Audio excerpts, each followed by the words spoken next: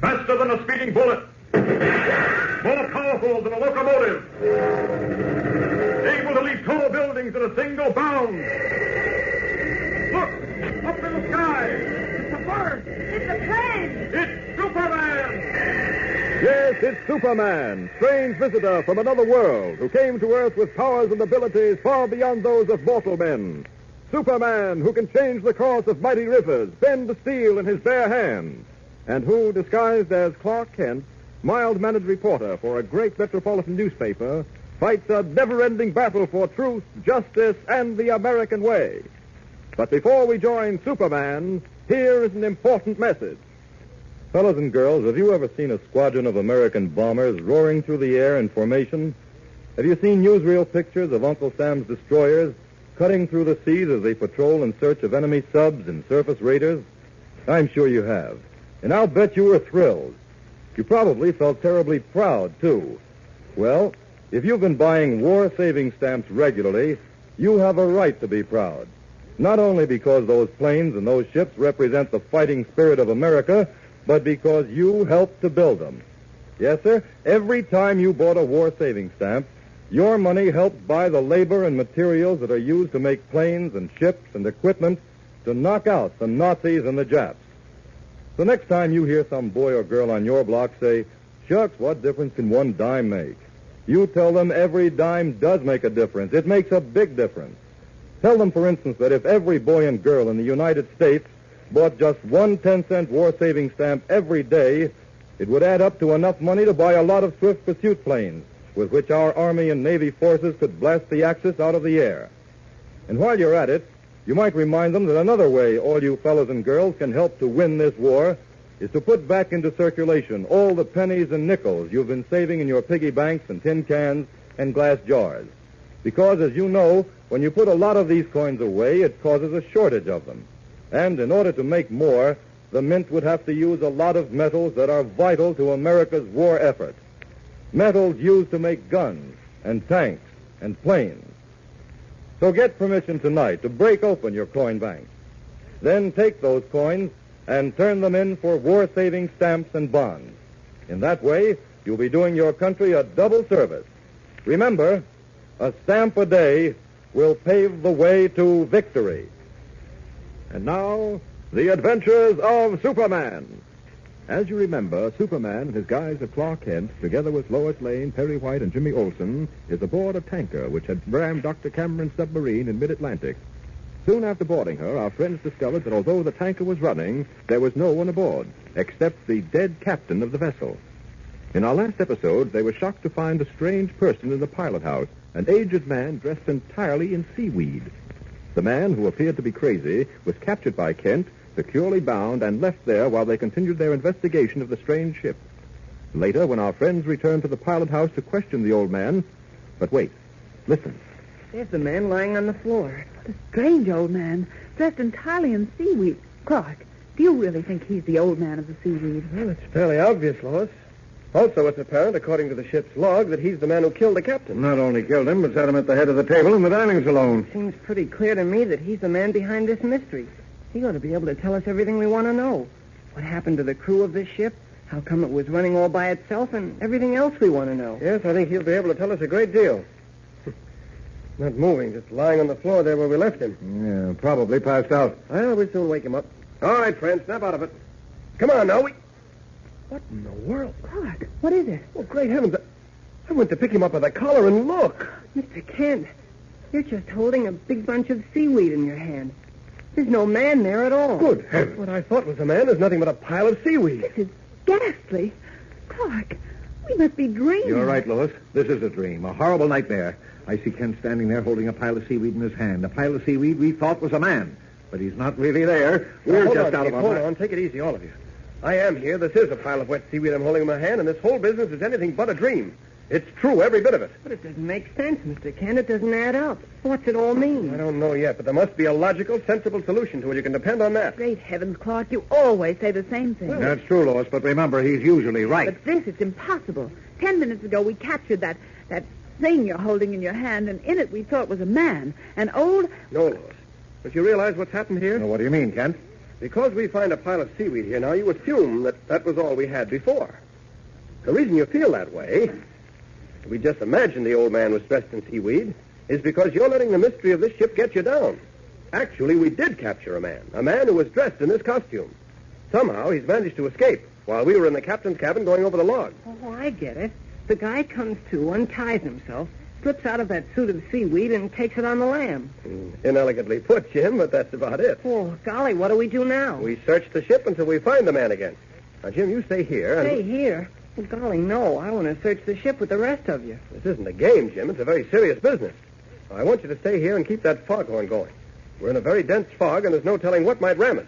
Okay, I'll stay if that's the way I can help. Lois, Mr. White, you come with me. Well, think we dare leave Jimmy here alone, Kent? The old man of the seaweed might get to him and... No, we'll take care of that. Now, Jim, when we leave here, I want you to lock yourself in. Lock both the doors leading to this pilot house and also the door leading into the captain's cabin. You ought to be safe enough. Oh, don't worry about me. I can protect myself. Good boy. All right, let's go. I'll start that foghorn going right now. All right, Jim. Now, lock the door, Jim. Okay. Hey, Kent, I suggest we split up. We can search the ship in double quick time that way. All right, but one of us had better stay with Lois. She's no match for the old man of the seaweed in case she meets up with him. That's so. I can handle myself pretty well, if you please, Mr. Kent. And I'm not handicapped as you are by being afraid of my own shadow. I don't doubt it, Lois, but I still think one of us should stay with you. How about it, Chief? Suppose you and Lois search the fore part of the ship while I go aft. All right with me, if you're not afraid to go it alone. Well, I'm not pleased by it, but there's nothing else to be done. I'll see you later in the pilot house. If you find our man, yell out. Yeah, as usual. All right, Lois, we'll tackle the crew's quarters first. Down this companionway and keep your eyes open. Don't worry about Easy me, now. Mr. White. No, and, you know, I'm so confused I hardly know which way to turn or what to do next. That portion of the captain's log that Kent read to us keeps going through my head. Mine, too. I keep trying not to believe the part about the first mate seeing the old man of the seaweed crawl aboard out of the sea.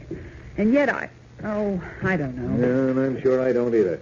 Here, down this corridor here. You know, it just occurred to me, Mr. White, if the old man should happen on Dr. Cameron's assistant, Nicodemus, who's guarding the dead cats in the dining saloon, it'll frighten him half to death. It certainly will, but we've no time to warn him of that now. I think the crew's quarters are just the other side of that door. Let's go in. Dark in here, isn't it? I better snap on the light if I can find it. Yes, I'll close the door. Oh, here's the light switch. Well, this place seems to be deserted just like the rest of the ship. You never can tell. You better search thoroughly. The bunks, the lockers, everything.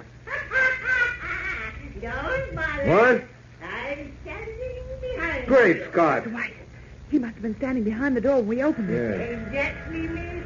Exactly. It's the old man of the seaweed. I could never forget that face. Look, that wicked-looking knife in his hand. Wicked and effective. For I am an expert at throwing. Missed me. But I felt the breeze from it, nevertheless. Oh, look out. He's picking up a heavy wrench. He's going to come for you with that. In which case, I'd better throw this chair. Well, he doesn't care, but he's still coming I've up. nothing to defend myself with. Oh. Oh, you murderer. You hit him with that wrench. I told you I was an expert at throwing. And now, miss, it's your turn. You stay away from me. Stay away, you loathsome, disgusting. Let go. Take your hands off me. Take your hands off me. Your turn now. I'll get rid of you just as I got rid of the captain and his crew. Down the corridor here. And then down these stairs into the engine room. There. And now, miss, no one can hear you down here, so I'll just take my hand from your mouth. You beast. And don't fight. It'll do you no good. I'm crazy. I certainly say. So it'll do you no good to struggle. Leave me alone. I'll bind your hands with these cords I have with me. No. You see, it does you no good to fight. Oh. Your hands are bound. And now to bind your ankles so that you can't move. You loathsome. There. Kick me, would you? Your ankles are tied. And now, miss, you can lie here and watch while I turn on the motor. What are you going to do? What horrible thing are you planning? Planning? I am no longer planning. What do you mean? It is already planned. The first thing I do is to throw this lever which sets the ship's motors in action. How are you doing? So, that does it. And now, miss, let me call your attention to the machinery. You see those huge pistons? You see them moving upward and forward and then backward and downward, like the drive wheels on a locomotive? You see them? I see them, yes. Well, once a man fell from that catwalk up there. Need I say what happened to him? Those pistons driving up and down. Oh, no. Ah, yes. You picked me. I told you you'd pay for it.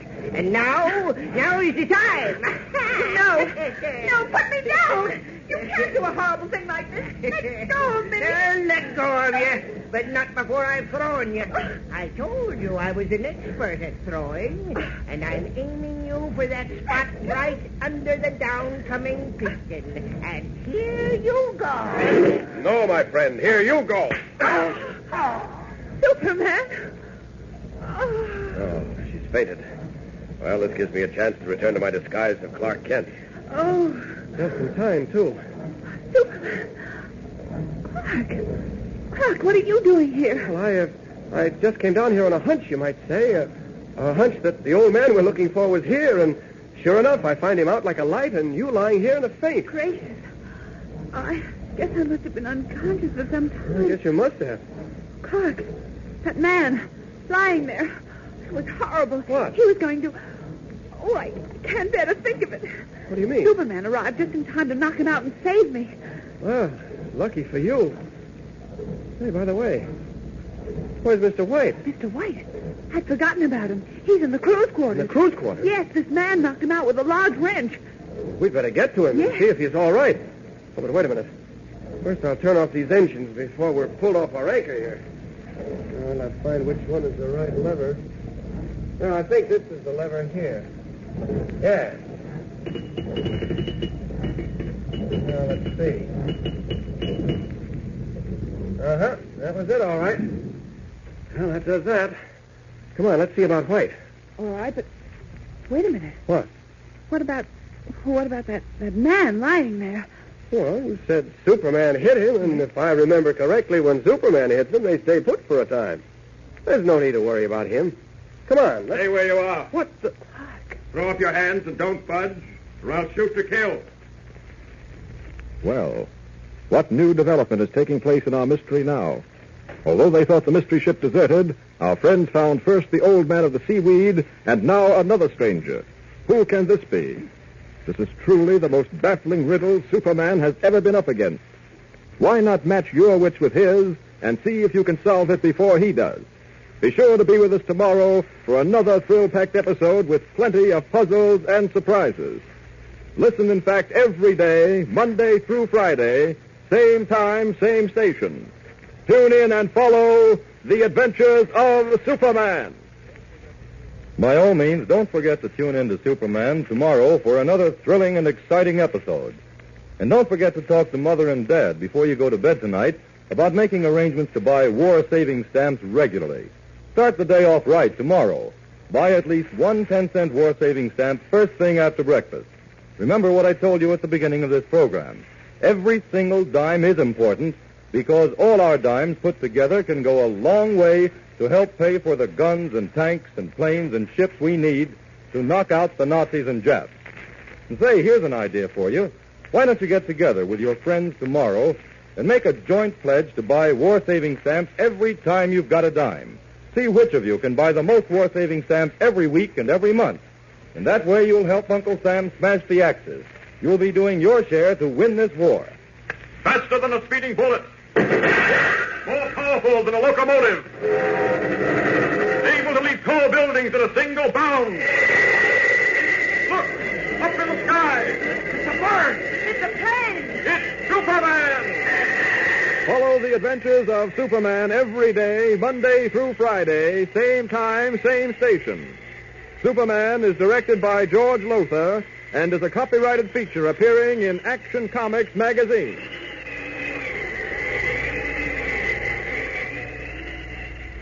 This is Mutual.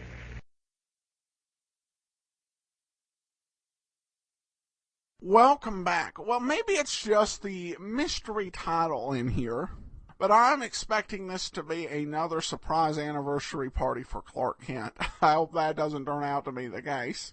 And this would be quite a bit more elaborate than a mystery for Superman. Also, I like the effect of having Superman coming in without us cutting away to him coming in. And of course, now we have the introduction of a new character who may just be a crewman wondering, what's this guy doing here on my ship? Or maybe a sinister bad guy. We'll have to listen on Sunday to find out. In the meantime, send your comments to adam@adamsweb.us and be sure to cast your vote for the show on Podcast Alley. From Boise, Idaho, this is your host, Adam Graham, signing off.